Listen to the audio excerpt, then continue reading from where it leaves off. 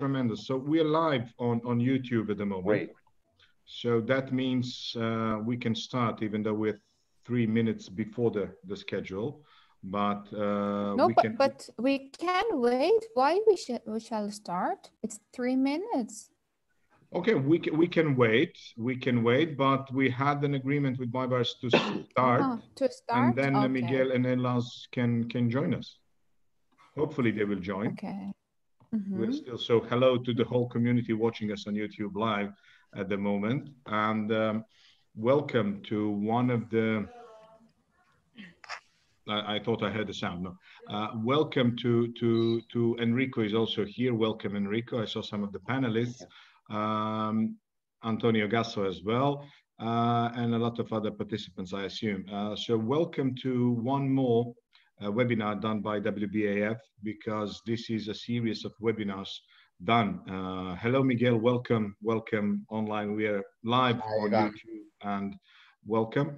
So welcome again to all on WBAF webinar dedicated to insights from Iran, Italy, and Spain. This session, actually, these webinars are something that WBAF did in order to pivot and show tremendous flexibility in order to combine all of us and to debate, discuss, and learn and find potential solutions in this crisis that was completely new and completely unexpected to at least majority of us.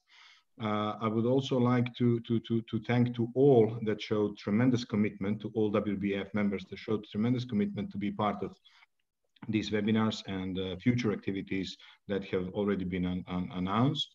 And also, because this is probably the last in this format, to thanks to, first of all, Baybars Altuntaş, the chairman, that showed a tremendous driving mode to make all of this happen. To Paul Doani, which is a rector of Business School of WBAF, and to all participants, all panelists, all attendees, and all of us that gave certain contribution to this. Today, I have a tremendous pleasure to have a distinguished group of fellow members and panelists. So Mariam Nayafi is coming from Iran. She's WBAF senator from Iran, but she's also one of heads of WBAF Business School. She's a head of entrepreneurship department of WBAF Business School. So Mariam, welcome. Second, we have Miguel Martin coming from Spain. He's a high commissioner for Spain from WBAF, and he's also a global startup committee board member. So Miguel, welcome. Thank you.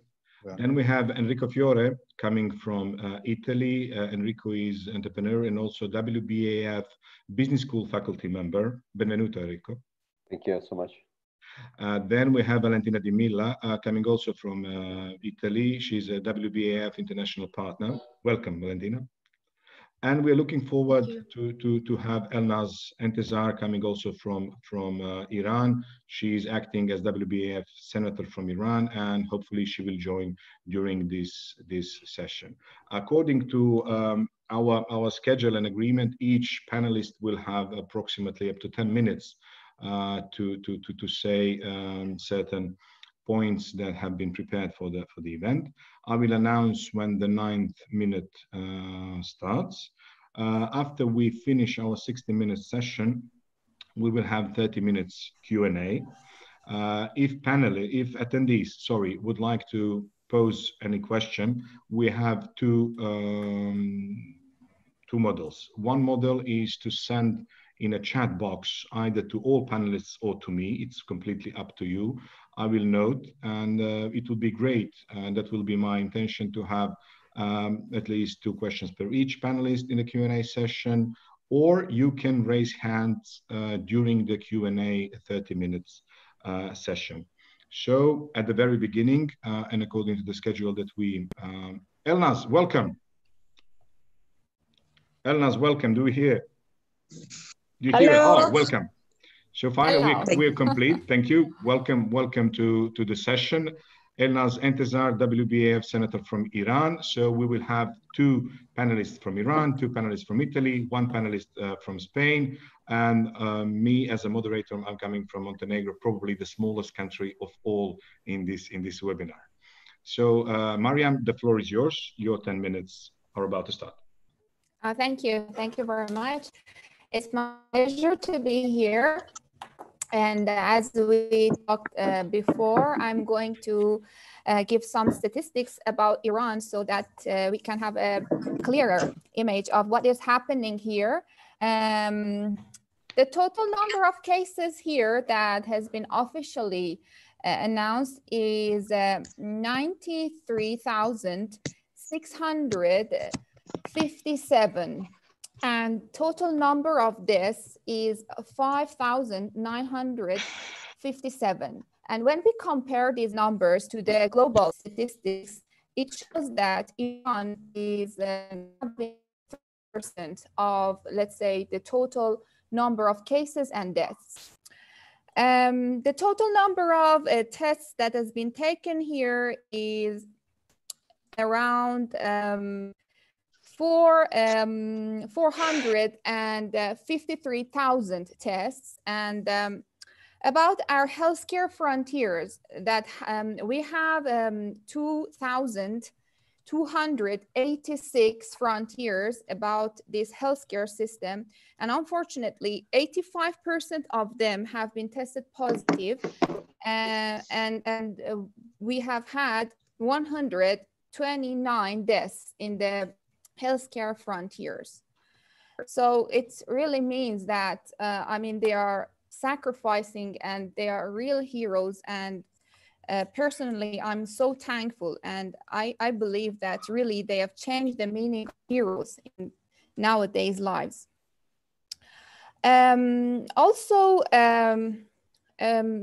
there are some statistics about economical situation here. I'm not going to deep dive very much in the economic part since Elnaz is teaching economics in the university, and of course she is more professional in this regard. But I'm going to just talk about some of my own personal concerns. Based on the predictions, they say that in Iran, we are going to have 2 to 6 million people who are going to lose their jobs. And unfortunately, here, as I know, there is no recovery packages defined yet. Like for example, US has defined some supporting packages that I believe around $2,000 per month people who have been hit by this coronavirus are receiving from government. But in Iran, this is not the case, unfortunately. But the good thing is that I mean, from private sector, we have had very good movements. We have had 2 great successful campaigns, which one of them has been led by Tehran Chamber of Commerce.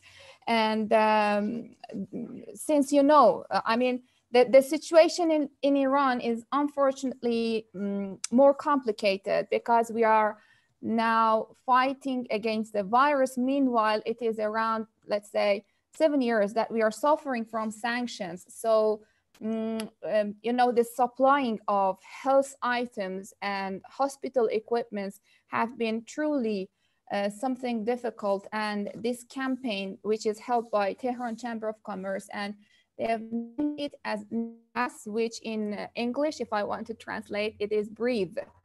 And it's really, I mean, helping the country breathe because due to the unfair sanctions of the US, unfortunately, we are suffering from even, you know, transferring the money is very difficult. So some of the health items couldn't be supplied because of the unsuccessful transfer in the money. So they are trying to just, I mean, gather all private businesses together to collect the money financially and try to supply the health items that we need to combat, to spread the virus.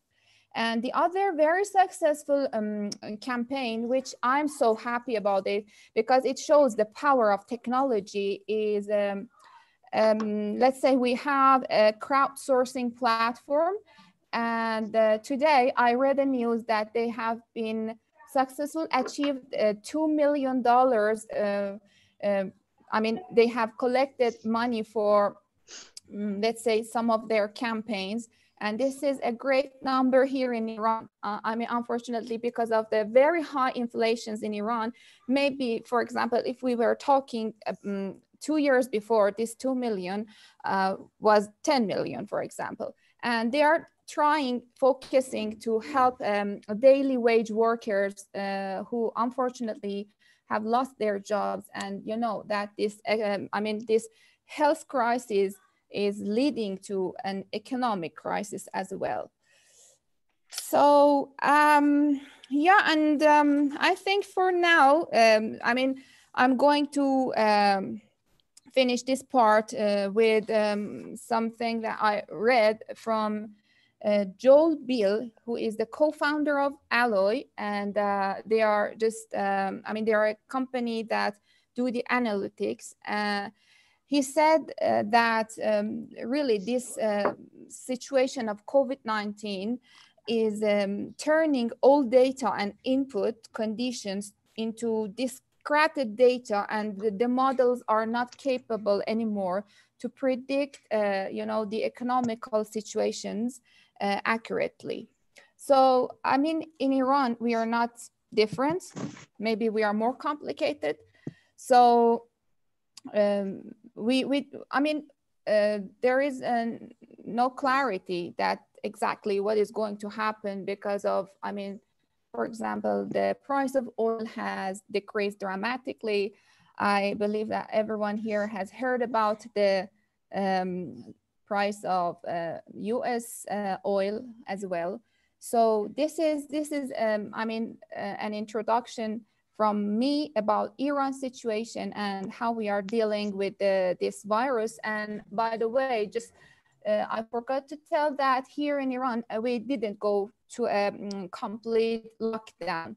And I believe this is another thing that, you know, richer countries like US or some of the European countries could achieve, you know, just completely locking down the country. But in Iran, because I mean, the governmental companies, enterprises, they are open. Everyone is coming and going back to work. And just, for example, gyms or, I mean, I don't know, schools and universities are closed, but people are working. And I believe this is because of, I mean, the government cannot afford, you know, paying some support packages or giving money to people. If government says that stay at home, how they are going to earn money. And this is, I mean, this was the policy here that they encourage people to have the social distancing, to, let's say, follow the health instructions. I mean, wash your hands, use masks, and I mean, whatever. I'm afraid we lost Mariam. Do we hear each other? No. Yep. Mariam, are you there? No. Apparently. Oh, she's not there again. She is. Do you hear us, Mariam? Sorry, we lost you for a moment. Yeah, I was disconnected for a moment. So yeah, thank you. For the first round, I think it is enough from my side. Because we have roughly 1 minute 38 seconds from your first part, I will take advantage, being a moderator, to ask one brief question, despite the fact that you covered mostly everything that I would like to ask. By your opinion, in a nutshell, the response from the Iranian government was a good one. Oh, come on, please don't ask political questions, because here I'm just, you know. No, it's not a political question. Is it a response? Because you said there is no, okay, we'll skip it. Because I wanted to see what happened with the lockdown. I can just answer generally that they could have done much better. For example, in the beginning, I believe that from the way that it started, I mean, we didn't enjoy, because, for example, Turkish airline canceled all the flights to China, but one of the Iranian airlines took their responsibility, and I mean, it caused, you know, Yeah, so I mean, there are some things, and I believe that they could have acted much better. So yeah, but I don't want to go through more No. This was details. just in a nutshell, because Yeah, majority of the governments in the world didn't react very well. That was yeah, this is the my primary case. question, because the Exactly, case in the exactly. majority of the world. That's the reason I asked the question. It was not political. Thank you very much. You're Now welcome. the floor goes to Miguel Martin. Your 10 minutes, and please feel free. Okay, before I start talking about Spain, I'm very happy that you asked about my opinion about the Spanish government. And I tell you that I think in some countries, the government is more dangerous than the virus. I think that basically the virus is something that is equal for everybody in any country.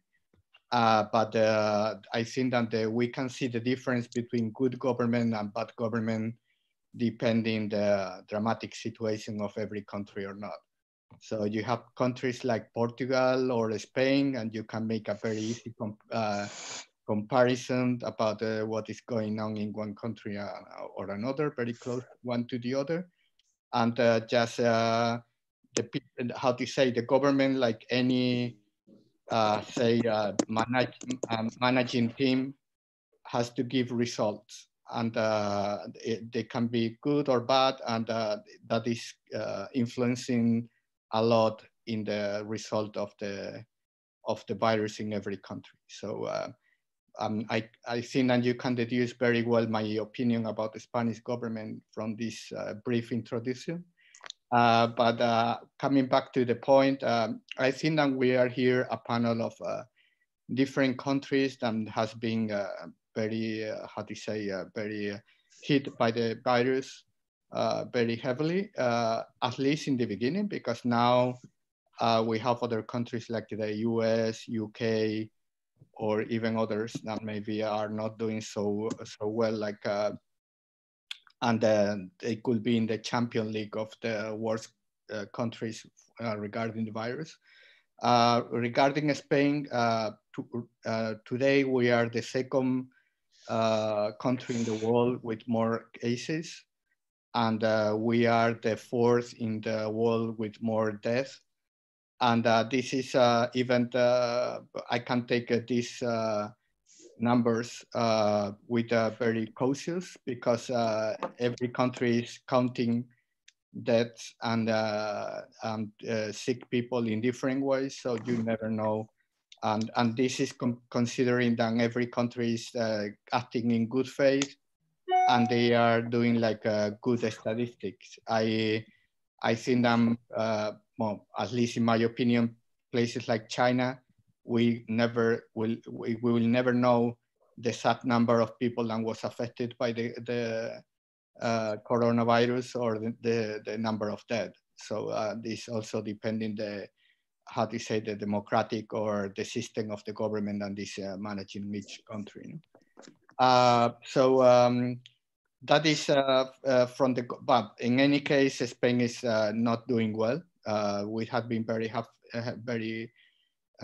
affected because we take measures very late, and also because some political issues delayed the response from the government because they wanted to, how to say, to have their women manifestation day in the 8th of March, and was a political issue for them. So they concentrate more than 200,000 people in Madrid, for example, the day, a few hours before declaring the state of alarm.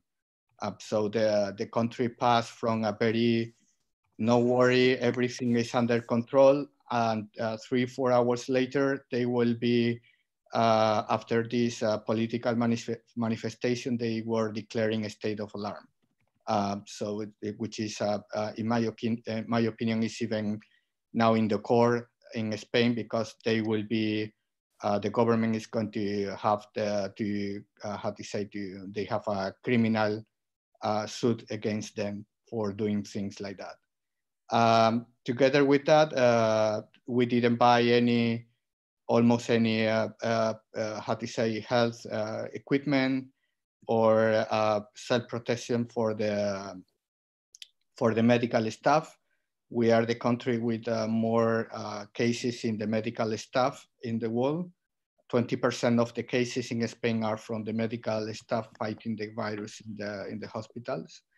So this is something that even now the government is not able to buy products from China. There has been 3 or 4 cases of how to say of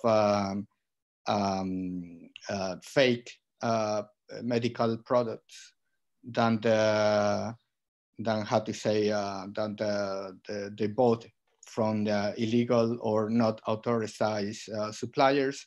So this is a total mess. But going back to what is more our field of how to say of expertise about economic and startups. Today we have the news that the GDP in Spain in the first quarter has go down for 5.2%, which is more than double than the worst quarter in the 2008 crisis. So it's we are expecting to have between 15 to 20% GDP down at the end of the year, which is just amazing. It's totally the tsunami, the economic tsunami that is coming is I think is huge. Regarding unemployment, we have 500,000 people more unemployed in the first quarter. We are expecting to have over 20% of unemployment at the end of the year in the most positive scenario. Maybe we'll be reaching even 25% of unemployment. And for the young population, today we have around 30% unemployment, and we can go up to, in some places, like 40% unemployment. So as you can imagine, the situation is not good at all. So I will be giving a few data that I think that could be quite interesting. WIRA, which is the Telefónica Startup Acceleration and Venture Capital activity from the Telefónica Telecom company, has been running a study about the impact of coronavirus in the startup ecosystem in Spain. There was 200 startups participating. To give you just a couple of or 3 numbers, I can give more insight to other later during the panel. And if anybody's interested, I can send a copy of the report. I have only found the report in Spanish, but I will try to find it in English. I think Anguira should have done also an English copy. So 74% of the startups think that they will have a negative impact of their activity regarding the coronavirus. But what is interesting is 25% think that will have a positive impact because of their sector vertical. From these 25%, 72% of the companies are expecting to increase the staff within the startups in the next 3 months. And only 20%, I thought that it's going to be more than that. Only 20% of the startups consider that they will not survive if the crisis is longer than 3 months. So just to give you a positive data to close my first remarks is that even in this situation, one startup has been able to close a round of 50 million euros. It's a HR technology startup called Factorial. If anyone is interested, I will put in the chat later the name of the startup if you want to see what they are doing. And if 54% of the startup continue to try to find funding in this situation.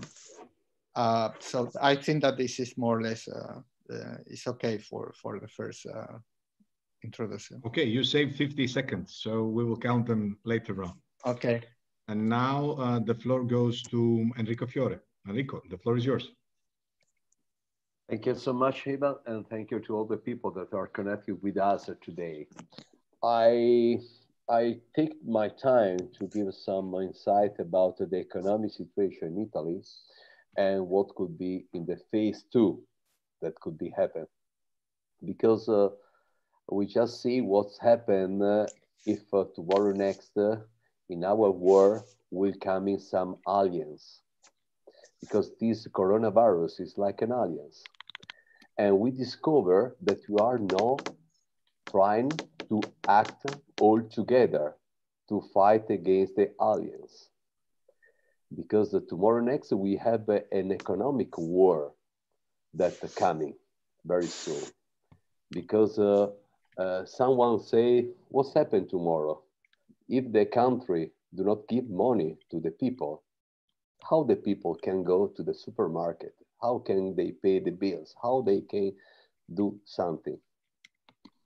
So I'm very worried about what can happen tomorrow next. And I want to give you an example. Some country around the world, for example, I have some friends in Australia, I have some friends in Switzerland, some friends in other country. They just receive in the bank account, in the private bank account, some €100, dollars, whatever, to have something to buy the food, buy something. But for example, in Italy, this doesn't happen. And the only money that come in the pocket of the employee is the money that comes directly from the company, directly from the owner of the company, of the big company. Today, they have enough money to pay something, but tomorrow next, what's happened? All the loan that the Italian government say, don't worry, we just solve a lot of problem, it's not so true.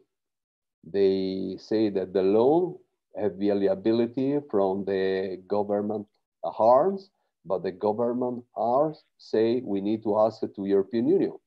And the European Union take time. And we have no time. We have an enemies to fight that is not only from a health approach, but is from an economic approach. Every day we need money. Every day the people need money to buy food. And we have at least 100 billion of cost on the Italian economy, the coronavirus. So it's how we can cover with this, with our economics. I think that at the end of this epidemic, we need to have lost at around 10% of GDP. 10% of GDP is something that we do not have from 1945, after the Second World War. So it's I think that at least 50% of the small and medium enterprise will suffer and can close if there is not now something that I cannot want to know to call like helicopter money. I want to call alliance money, because it's something that we never know until now. So for me, alliance money is money that we have to give free of charge to all the people, to all the company to remain alive. And all the country have to do this. And what we discover now is that there is some country that do not see the future. They only want to see what's happened in the past. So it's there is not the way that you can manage a family. You cannot give to one of your kids some food and to the other no. So it's something that I will do all my best to fight this, because in the family, and we can call the Europe like a big family, we have to help each other. Or, I'm sorry, I'm not part of the family. And so this is a big problem that we have to solve. to give only you some information with a number, but I don't want to give so much number, but it's important. Today, the total wealth net of the Italian people is more around 11,000 billion. And is 8.4 times the compared with the gross income. So it's a big number, the second in all around the Europe. And if we take this and we compare this with our public debt, that is around 2,400 billion, we can say that we can repay 5 times the public debt with no problem, with the money that the Italians have. So on one side, we have what we call the public debt, 2,400 billion. On the other side, we have the private total wealth, that is 11,000 billion. So why some countries around Europe say, we don't believe that the Italian people can pay back the money. We just pay back everything. We have no problem. But why we have to demonstrate this? The number spoke for us. So it's something that is very difficult to understand. And I think that we have no real leader today in Europe. We need now a real leader from the financial point of view. I don't want to give you a name, but we just had a name in the past. Was an Italian. His name is Mario Draghi. He was the chairman of the BCA. And if you remember, in a very famous conversation, he said, whatever it takes to preserve the euro. And the euro resists against all the speculation. We need to do the same now, but I think that we have not the right people in the right chair now. And that this is the great risk for the war, because if Europe fall down, also the world fall down from the financial point of view. And we just saw this also in the petroleum price and so on. So Ivan, what about it? You had a very good time management skills. Thank you very much. Almost 2 minutes left. We are receiving the questions, but I will continue with other fellow panelists, and then we'll gather all the questions.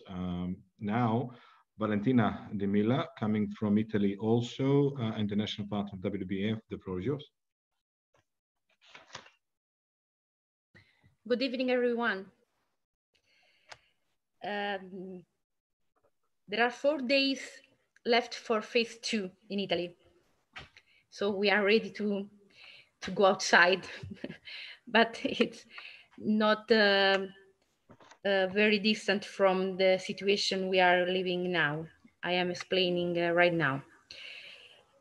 We are now in a phase that permits us to reform our way of living, because in every crisis there is an opportunity. We have now the opportunity to come back in same choices we wrong, to do the right thing now. Contagions are in reduction more every day. Today, the total number of infected people, I have written here, is 204,000, and of this number, 27,682 are unfortunately not longer there. Instead, the managed to ill are 71,252 people. Hospices were half the causes of death of the elderly. They didn't receive masks and other protection in the right time. So they were the very red zone of contagious. Italy, in this unfortunate scenario, was lucky because the very initial infection, the first red areas to understand us, were identified in northern Italy, Codogno, near Lodi, Bergamo, near Milan, Milan itself, Euganeo, near Padua, Piacenza, and Parma. Fortunate because, despite the continuous cuts in healthcare spending that have been made in the health sector in recent years, in a spending review perspective, that area of Italy is much more over-equipped than the South, and has infrastructures, services, intensive care in great number than in the South. And you have to remember that there were still insufficient. But it is not a problem of South. It is a problem of programs that have to prevent crisis, have to expand intensive care, not in an emergency situation, but in a normal way of living in a civil country.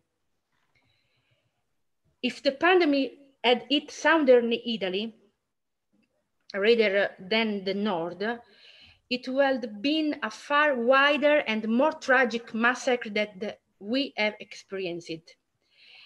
Well, on March 10th, all of Italy goes into lockdown. We enter in an unreal dimension, a sort of timeout of normality. And we weren't prepared, and nobody could be prepared at this. The school had to change from real to virtual, and nobody in previous year had believed here in Italy, politics I mean, that a virtual school could be useful for students. It could be a good alternative in several past situations to deepen some concept or to create an inclusive system for more school at the same time. I do an example. Two classrooms very distant in real life can become the same class in the virtual mode with positive effects for students. Imagine how it could be useful for Italian students learning English language by an English class, or Italian one to have a conversation.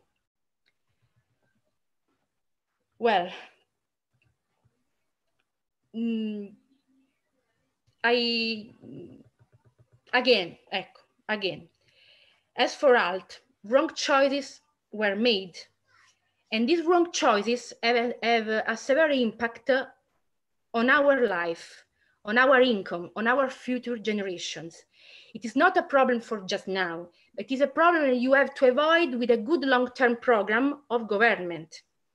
Today, after 2 months with enormous efforts, with virtual school is starting to work well. But in the beginning, really, the children, the students, studied, and they did their homework without having a reference point in their teachers. The teachers only gave homework, stop. Now, finally, they explain of the virtual platforms, they give new concepts, they interrogate, they give votes, they return to participate in a fundamental educational process for our society. Why cannot we think about it in a previous time? We are already faced with the inefficient choices made by our policies over the past 20 years, health and education. Coronavirus has shown us and our Italian rules that there can be not well-being if these two sectors, health and education, are inefficient. Another sector of proven inefficiency is culture. We have been kept alive spiritually, by culture, by books, by the networking theater, by music via web, by cultural experiments that have transformed our houses into cinema, theaters, auditorium. We have understood how much music, acting, dance, cabaret, literature keep us alive. In Italy, there are no incentives for culture sector, only for cinema. The theaters close, the music has no incentives, the books seem to have become a pastime for inepts. Nothing more wrong, because it is culture that inspires creativity and creativity innovation. So, innovation. All of you can teach me, you are more important than me in WBAF, that innovation is the daughter of research. A state that does not invest in research is a state that will collapse in itself at the first difficulty. And so it was. A part of Italy saved us with science, technology, research, and in the most of the case are startups that do of innovation their daily challenge. I think about Immuni, the app to control positive cases around house. There are a lot of polemics about it.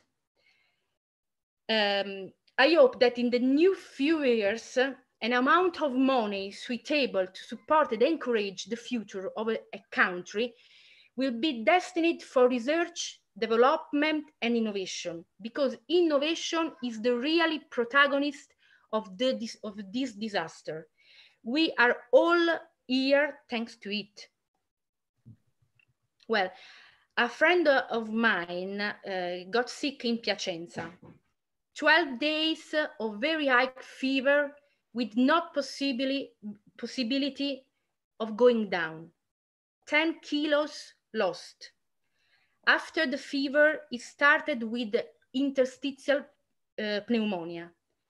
A month in his home for lack of beds, in isolation, far from family, with an artificial respirator. If he had not internet, WhatsApp, the press review that it's published in PDF on social media, would have died of loneliness, because we are not made to live in isolation. I don't know if the lockdown we went through was the right choice. Maybe we had to be trained to not contract the virus. I don't know if my children will be trained as robots now that we leave home, and they will disinfect their hands at any contact with things, or they are not hugging people. They spent 2 months at home. They didn't try. They didn't practice. Perhaps it was only fair that everyone should be given the opportunity to practice a time that in which you learn what you have to do to preserve from coronavirus. I don't know the answer to my question. Certainly, the children, the elderly, the disabled. I think about all the autistic people, the depressed. All this is not healthy for them. People who suffer from anxiety and compulsions, such as autistic people, cannot live closed and isolated. I do not know what is the number. I only know that certainly there has been a surge in the number of suicides, side effects, they call them so. And the economic crisis that will come how many others will be? And for the time that is wasted in finding an economic solution, how many other suicides there will be? As they say, as we in Italian say, whoever lives will live, we will see. After about 2 months of total closure, activities reopen gradually. And this is the only new compared to phase 1, because almost everything remains the same for people. The new feature introduced, in fact, is the possibility to visit subsequent relatives, always at a distance and with a mask and gloves. Assemblies are prohibited. Very few people will enter into stores and a few number at a time. And to exit, you need to have a reason certified by an authorization. You can do sport, but you have to be distant indeed from other people. I don't know if you are going to have jogging, you have to take with you a meter to measure the distance from me and other people. I don't know. Children are not considered at all in this program. Do not take advantage of playing in the park that remain closed. Do not go to school. Do not take advantage of a group with their friend.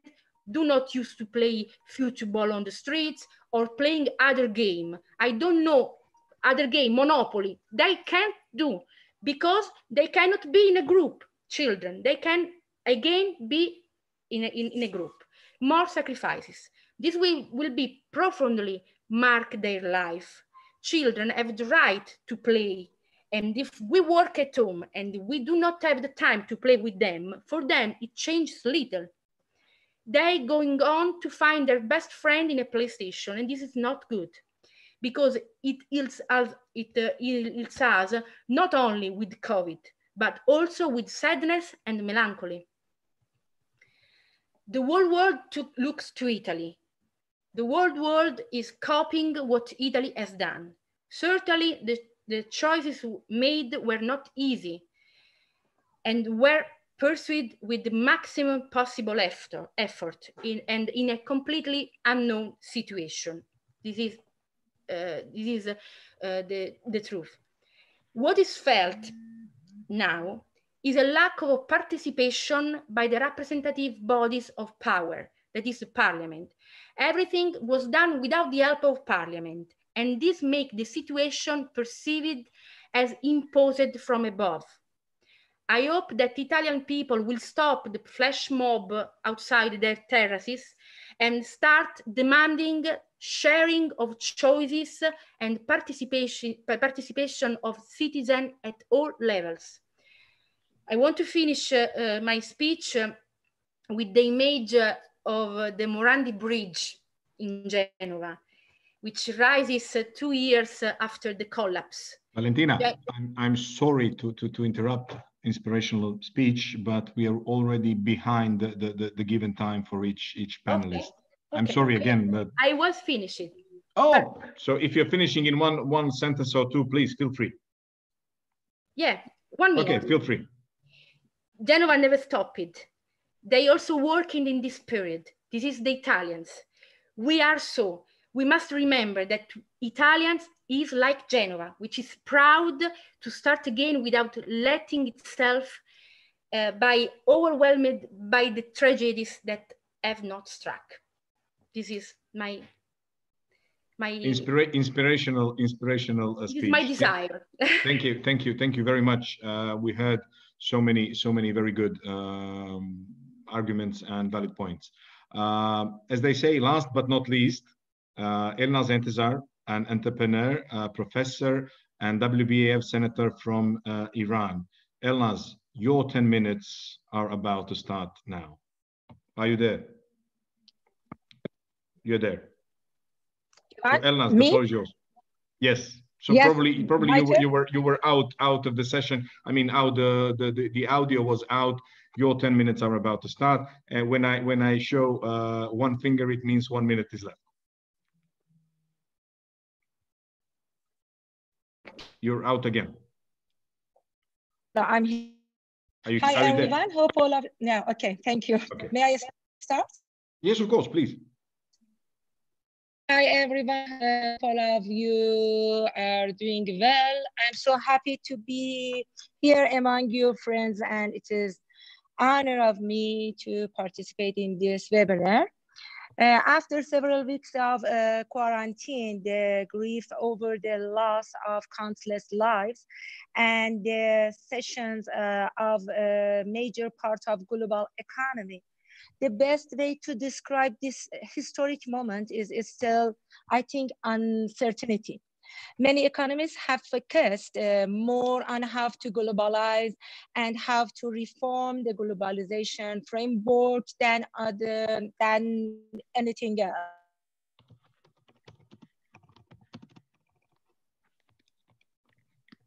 We lost you again. Apparently, we have issues with the connection. Elnaz. I'm hearing you. Okay, good. Okay, you just froze and I haven't heard you. That's the reason I intervened. So feel free. Would you like I can turn off my video? Maybe the connection is better. I don't know. I don't know. Whatever you think might be working. So feel free. Yeah. Okay. I'm checking. Please let me know. Okay. Wait a minute. Iran's economy is facing the problem of the coronavirus spread at a time when it has gone through 2 difficult years, 2018 and 2019. The decline in fixed capital formation in Iran's economy has led to a reduction in the potential production capacity of the economy. And it will be difficult to reach the level of welfare in 2011 and before. On the other hand, the high inflation rate for the 2 consecutive years, as well as the forecast of inflation about around, I think, 25% for 2020, has caused many firms to lose the ability to continue their activities. On the other hand, aggregate supply has been affected by the supply shock due to the disruption of the raw material supply network and the limited activity of some trade unions. In addition, however, all income groups will be affected. Greater impact, I think, on the lower income families. And unfortunately, in Iran, the percentage of insurance in household of the first and second deciles is very small and insignificant. I don't know whether right or wrong, our stock market is growing, and major part of its growth, contrary to what is happening in the world, is because of the transfer of government companies. Since due to the appreciation of the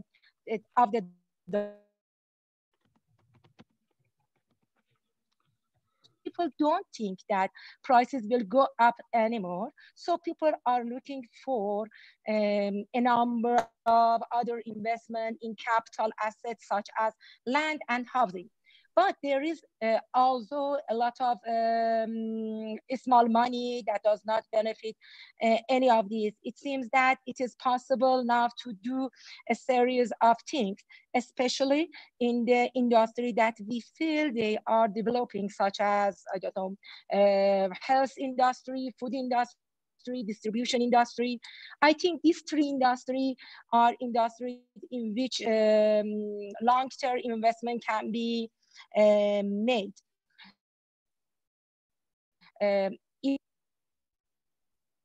Hello?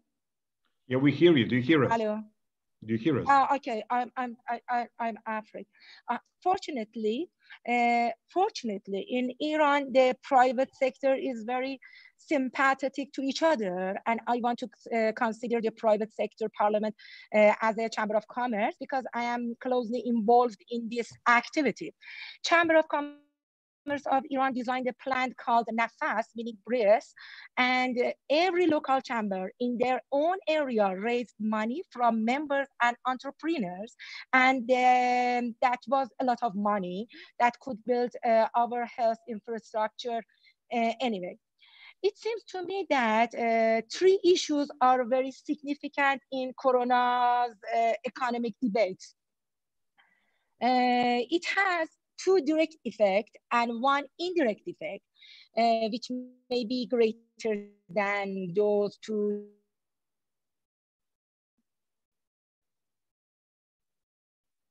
I hope you hear us because we lost you again. Employment has increased, which has severely weakened and disadvantaged the weakest section of the society. The second direct effect is the psychological debates of the case, which seems to remain for, I think, years, and this can also have an economic effect, I think. It makes people to be more conscious, people pay less, and think more about saving and decrease their consumption, which cause a problem. But the third problem or indirect effect is the impact of on oil prices. It seems to me that the story of the prices of oil is a story that has existed since the beginning of the United States shale oil, but it had never been so evident before. And that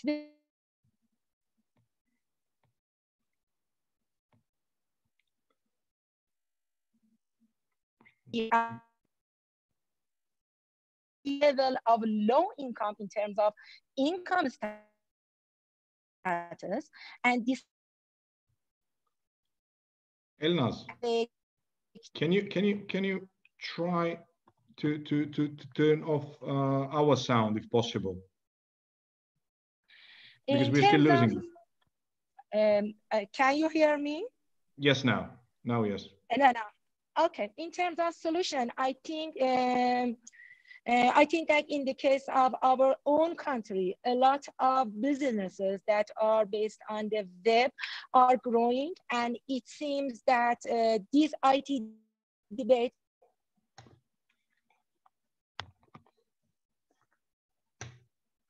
and those who enter this path will surely be more successful. I think, can you hear me? Yes. Yeah. If you look at the health industry in the reports of stock market in Iran, despite the fact that we don't have very strong companies in health industry, but they are among the high growth companies. And it seems that the health industry is an industry that needs more attention. And if companies can invest in this sector, they will be successful at all levels. Another issue that seems to be very important in this period is due to the huge deficit we have in our budgets and petrodollar, that will cause inflation and increase the exchange rate.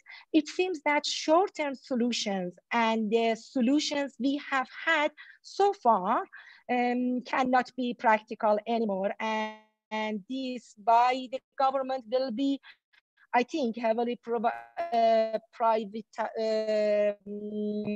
divesting its own businesses, and that is an opportunity for private business. And if there is a capital and an investment attraction, it seems that this opportunity can be used well. The last point in the terms of solution is that expansion of the social security system. Thank you for time, for giving me opportunity to talk about the generated problem and possible solutions in Iran during the COVID-19 pandemic. And sorry for internet connection in developing country. No, it's okay. Don't worry. Thank you very much for your insights. I hope we all heard at least the majority of what you have said. Otherwise, probably there will be some questions. I have some questions noted as well. And now we are about to start a Q&A session, which will last until 7:25 or 5:25 GMT, because the last 5 minutes will be left for take-home messages of 1 minute from each of our panelists. I think I've written down all the questions sent in a chat in case anyone, if we have time at the end, if anyone has some more questions, you can also send it in a chat or raise a hand. The first question from Israel Pons, if I understood correctly, goes to Mariam Nayafi. And the question is, do you think that the locking down at 100% in the majority of the countries is too harsh, or it is the right decision?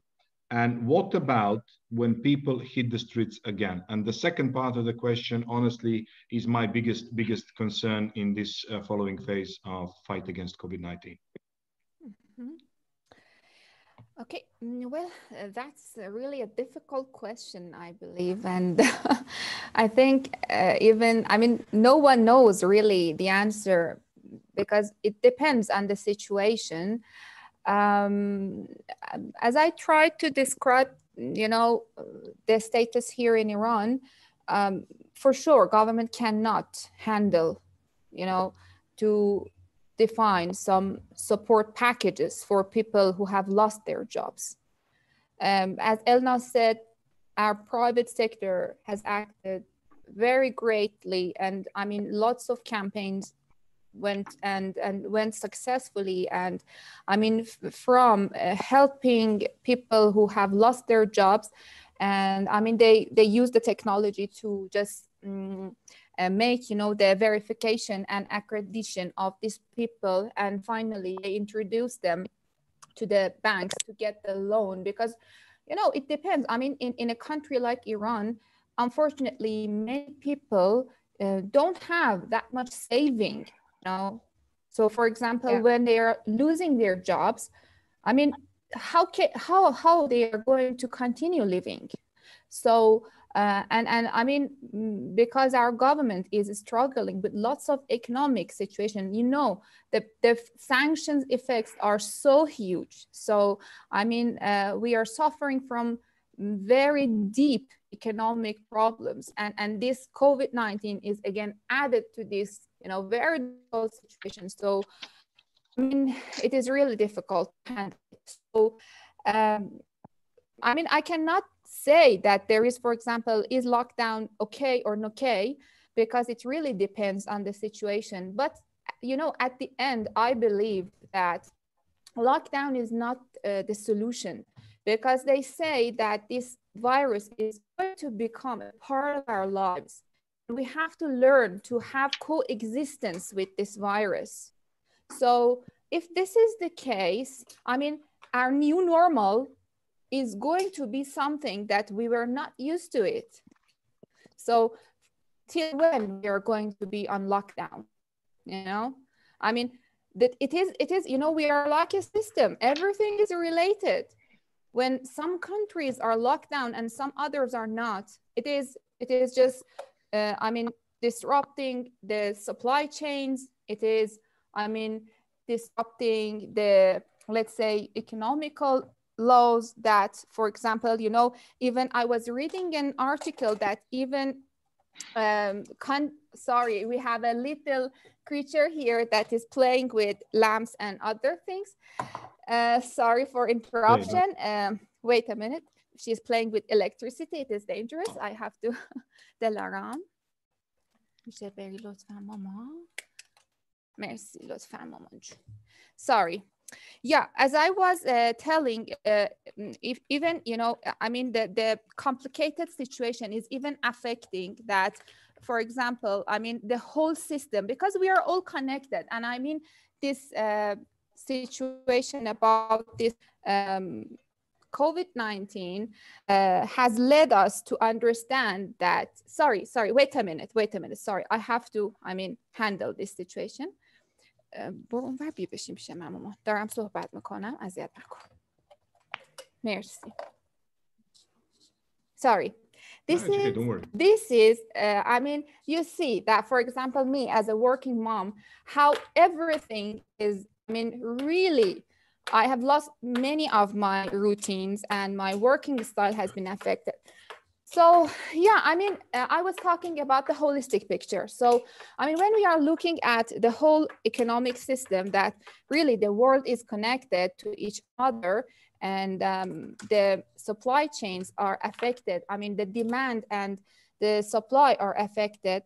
So, I mean, I believe the lockdown is not the solution. Even I was reading that Elon Musk is objecting US government that why they are forcing him to close his California factory.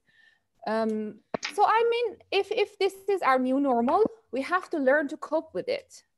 And they say that till the day that the vaccine is produced and it is you know, available for all of us, this is the situation we can trust. I mean, everything has changed, and I mean, this is something that maybe many things about, for example, this sharing economy industries, some of them like co-working spaces, they are going to change. So we have to cope. I'm not sure that the lockdown is the solution. Maybe the social distancing and just following the health rules can be working better, because I mean, till when we can continue like this? Because if people are not dying due to this virus issue, they are going to die from hunger if we continue these lockdowns. So I believe that I cannot really, you know, say which one is correct, which government has done correct, which one is wrong. But for Iran, I'm sure that really government couldn't afford the complete lockdown. Yeah, okay. Thank you. That's it. Thank you very much. Yeah. Thank you very much. The second question was from Akten Zabo, if I pronounced it well. Sorry for my ignorance if I didn't. And goes to Miguel Martin. How could you, and based on what, compare governments of Spain and Portugal? And as we don't have much knowledge about the Portuguese government, that was the question we received. So Miguel, the floor is yours. Okay, I will try to be very specific. Portugal is a coalition between the socialists and communists, and Spain is also a coalition about socialists and communists. So I think that we are the only two countries in Europe with that kind of presence of communists in the government. But in Portugal, I think they are not in the government, but they support the government from outside. And in Spain, they are included in the government. So it's not a question, maybe many times it's not a question about ideology. I don't think that communism is something that how to say, is good for coping with this kind of situation, but that is my personal opinion. So you can compare two countries with, we can say, similar political and ideology background, but the people managing the country is different. At the end of the day, it's not so important what is your ideology if you take the right decisions for the government. What Portugal made different from Spain was they move quickly. So they take a much faster lockdown regarding when the number of cases was lower than Spain. Second thing, and most important in my opinion, they have been doing more tests. And I think that this is really the key issue. Because what is worrying me and worrying most of the Spanish people is that we have not been able to get tests for the last month and a half. So we are starting now a plan for going back to this new normal, but we don't have how to say a statistic, or we don't have a report that specify where they are the problems. I read an interesting article like a couple of days ago that said that we are comparing numbers between countries when in reality we should be doing comparison between, how to say, COVID outbreak. meaning cities, because in Italy, most of the cases are concentrated in the north or specific cities. In Spain, in Madrid and Barcelona, I live in Andalusia, which is the region in Spain with less cases by population. So and I think the only country in Europe that is having a problem because the coronavirus is more or less spread in the whole country is the UK. In all the other countries, the problems are more or less concentrated in specific cities. So maybe we will not be acting in the same way in Milan than in, I don't know, in Napoli or in Madrid than in Seville, because the situation is totally different. So, but regarding coming back to Portugal and Spain, I think that the main difference has been that they have been running a significant larger number of tests.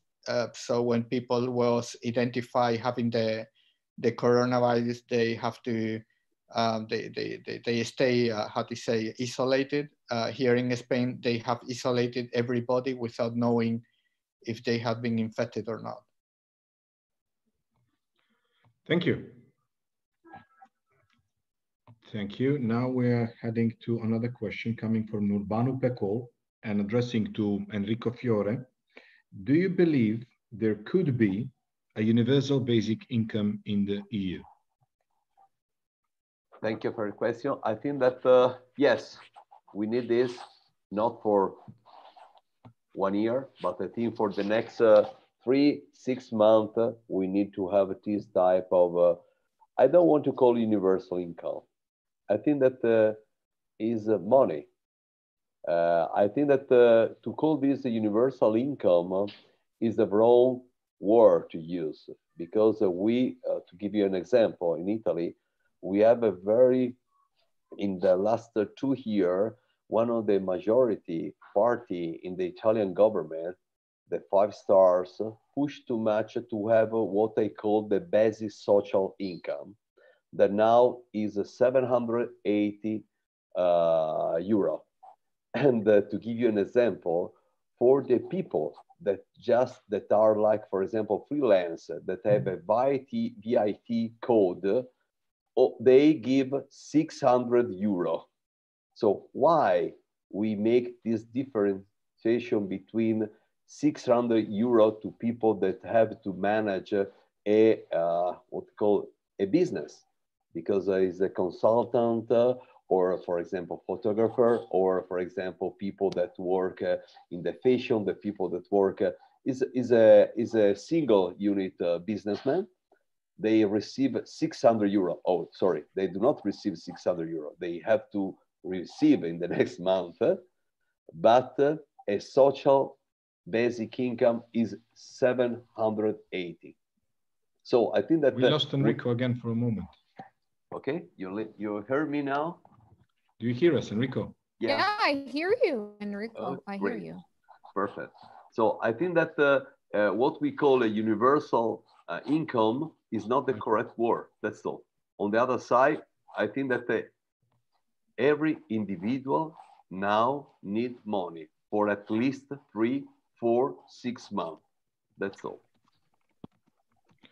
Okay, Miguel Martin asked me to add something, but please be brief, because we all very brief. Yeah, thank you very much. I know.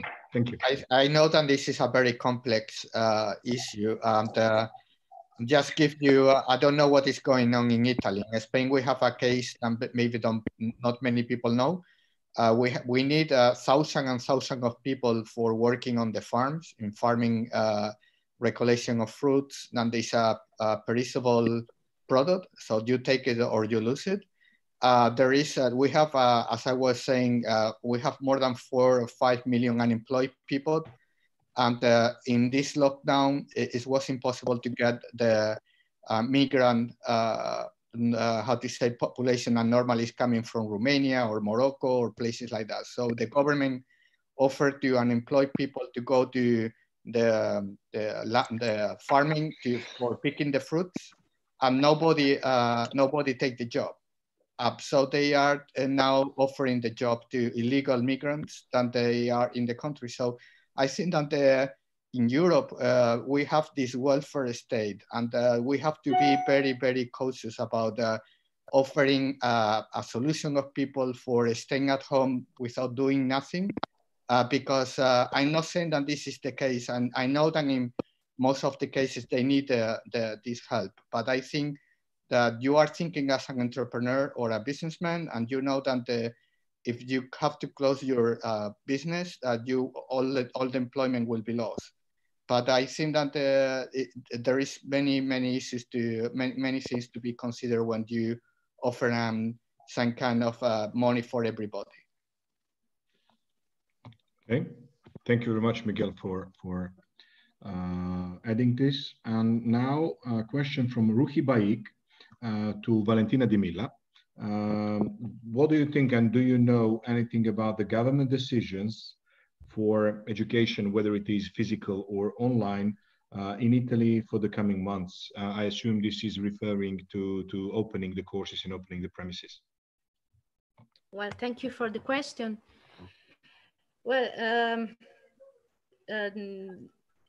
until June, children will not return at school, and they will finish the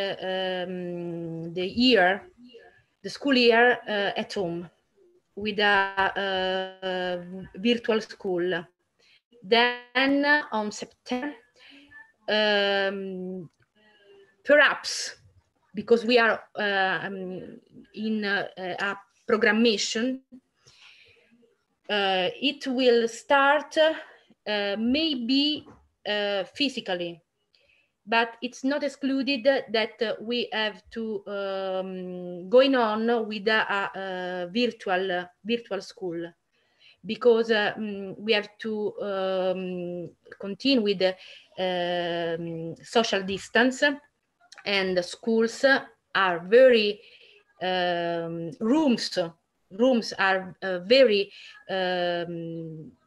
not very large, and children are a great number. So we have to divide the classrooms, and maybe we have to do 2 turns, morning and afternoon, to avoid that the children are all together in the same little room. So this is a problem. This is the same problem I said before, because if a country invests in a school structure, spend his money to create new structures, very big structures, new structures, this problem with COVID, with another emergency you can find in your country, there will be not present. So it's a problem of program, of long-term programs that here in Italy we don't find. Thank you. As long as we are within university or education issue, I would like to pose a question to Elnaz. What do you think? How this will change the university in general? I think the world never stop, and human society will never give up.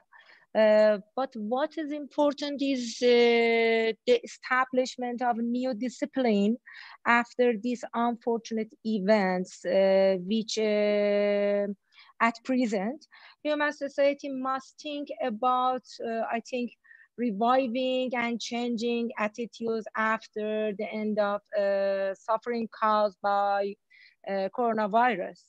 In my opinion, individuals and companies who can adopt themselves to new lifestyle will survive this crisis, and it takes time to come back to our previous normal lifestyle, I think. Okay, thank you very much.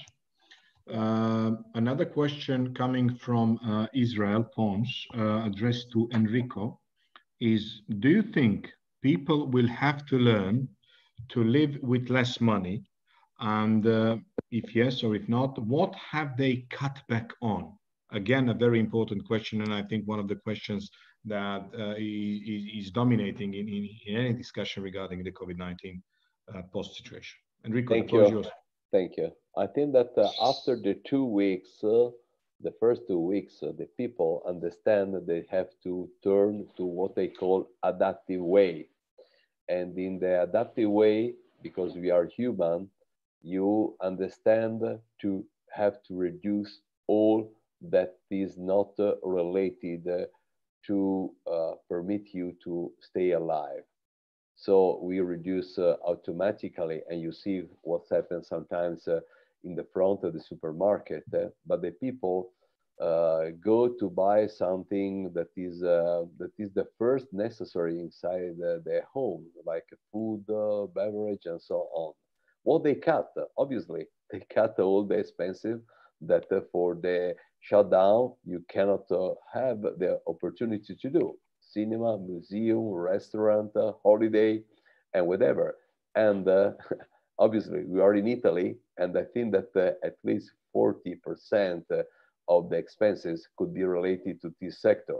And if you cut this, also, for example, the gasoline, all the people remain at home, so you do not have to spend money for the gasoline for your car. So it's, I think that there is all around the reducing of the cost for a family that could be around 30%, more or less, or more. Thank you, Enrico. We have some time for some more questions.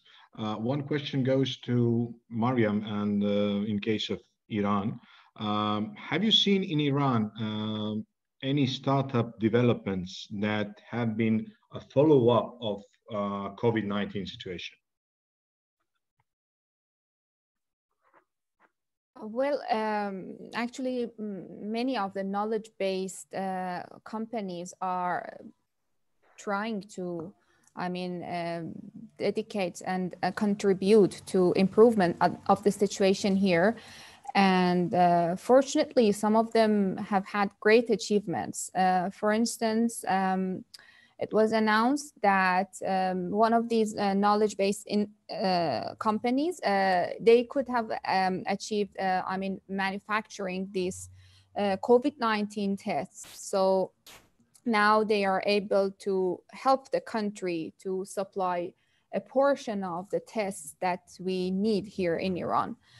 And other things that are happening in our startup ecosystem, and it is very good. It is, I told you, we had a good, successful crowdsourcing platform, which it used to be, just running charity campaigns. And specifically about this COVID-19, they have really achieved great numbers of helping a lot of people to have access to, money, and they have been helping them to, introducing them to banks after this, let's say, KYC process that they could have handled successfully in their platform. So, it is something very helpful. So yeah, and we have had other, for example, I don't know, call them startups or whatever, but some applications that were launched that, for example, they help people that, for example, from where you can supply gloves or masks, because, when the pandemic was outbreaking, everyone got panicked. So I think, and I believe it was not just for Iran, many other countries experienced it. People were, scared, so they rushed to, drugstores, they rushed everywhere to buy as much as hygienic things that they can, these masks or gloves, and, everywhere it was going, to, the shelves of the stores were getting empty. So, we had this application that helped, and it was helping people not to get that much panic. So yeah, it has been, and I believe that there are much to come. For example, one of the startups helped a lot about this, let's say, training that no one was really ready to go completely online about this training system, which I believe it must have much more, I mean, progress, because it is not interactive, it is not compelling. For example, my little one, she is 6 years old, and let's say this online training system is not that much interesting for her, but at least they could help to, you know, provide a platform for schools to have, I mean, not stop the education. So they have been helpful, and some of the, let's say, you know, e-commerce platforms, they have been helping to supply these, I mean, health items that people need. And nowadays, fortunately, I read the news that the drugstores and pharmacies are allowed to again sell these masks or gloves and whatever. So the situation is calmed down now, and I mean, people are getting more relaxed about these things. Thank you very much. We have roughly 4 minutes for 2 brief questions and 2 brief answers. One goes to Valentina De Milla, saying, do you expect any pan-European support programs, either in general or research and development, like you said? So that's a question for you. And the second question, and the last for this session, goes to Elnaz. What do you think? Will this in particular end the cash hunger of the startups? So Valentina, the floor is yours, and then Elnaz, and then take home messages. Well, thank you for this question. European Union have to give us an answer, and a concrete answer, because at the time we have listened only words. As Enrico said before, no one Italian has received the one money in their pockets. So European Union is has the responsibility of give us a concrete answer, and this answer have to be the longer as possible. We need a structural help, and this help is, needs to be equal for all the states of the European Union. Okay. We can do now difference from a country from another country. We can compare a country with another country, but we cannot create differences. So we have to receive an equal help from our institutions, our European institutions, and we have to, we can't lost other time, because if we lost other time, a lot of people cannot buy food for their children. It's not the social cohesion we believe in. Thank you. Elnaz, the last question for the session.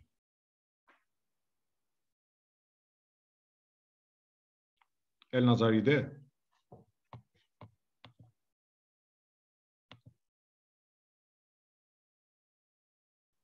Apparently, Elnaz is not there, but nevertheless, almost the end of the session, waiting to Elnaz to join us for take-home message, I would like to ask Mariam for one take-home message from her own side. Mariam, the floor is yours. Okay, thank you. Well, I believe that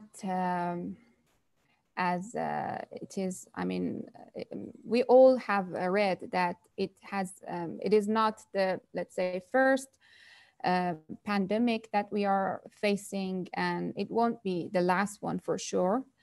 So, I mean, in the first step, when we are facing this health crisis, the problem is that how we are going to handle this situation to survive, to continue our living.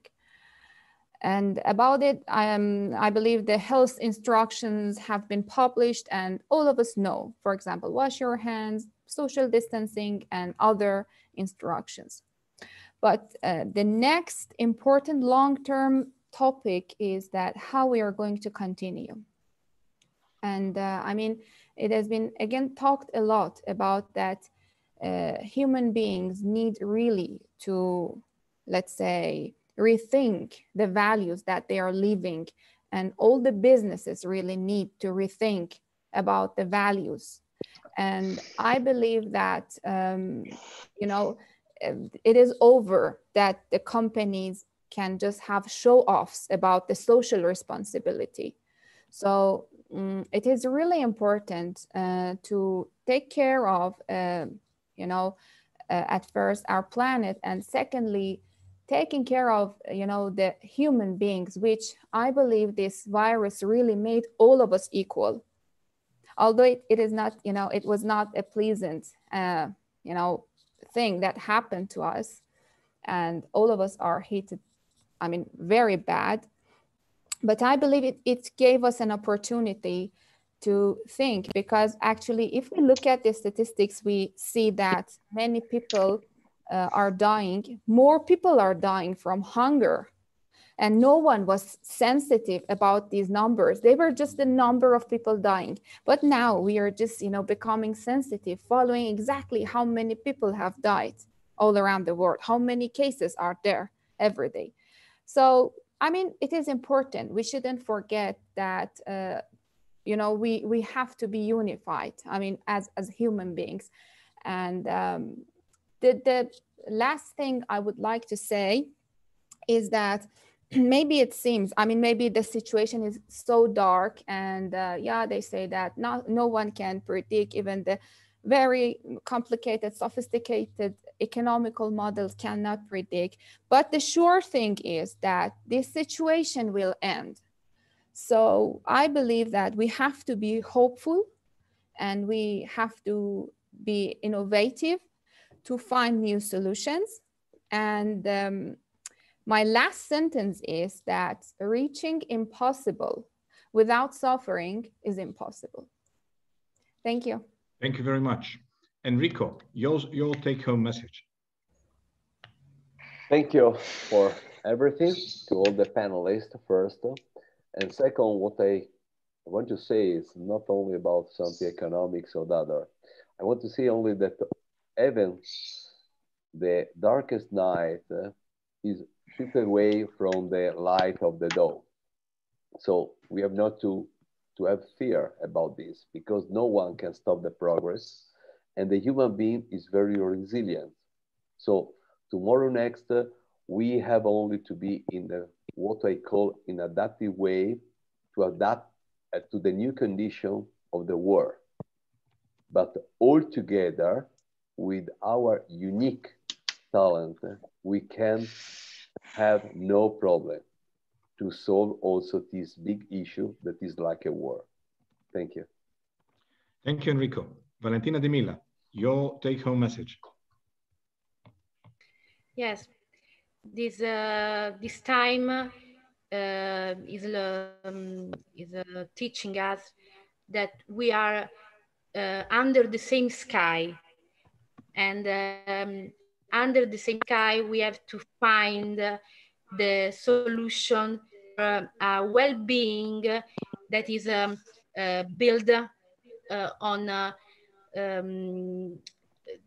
health, culture, instruction, innovation, and happiness.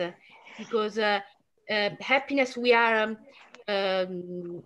not giving to our children will be a sadness that we will have in the next future. So we have to build a society on happiness and health, mental health and physical health. Thank you. Miguel, take home message. Okay, I think that in this situation is when we want to have a good pilot on driving the plane, or you know, I think that we have to be demanding about the governments than we have elected or than we have in every country. And this is the right moment for them to deliver what they have to do for managing well the country. And the second thing that I wanted to say is that I think for everybody could be interesting to see what is going on in internet or in articles about the new low touch economy. Then I think is becoming like the collaborative economy before, or the sharing economy before. The post-COVID economy is going to be, how to say, it's going to be a low touch economy thing. So I think that it's a good trend to follow. Thank you. If Elnaz is there, please, your take-home message. Do you hear us? Only one thing is certain, I think. The spread of this pandemic virus will lead to permanent changes in political and economic power, that many of them will become apparent in the near future.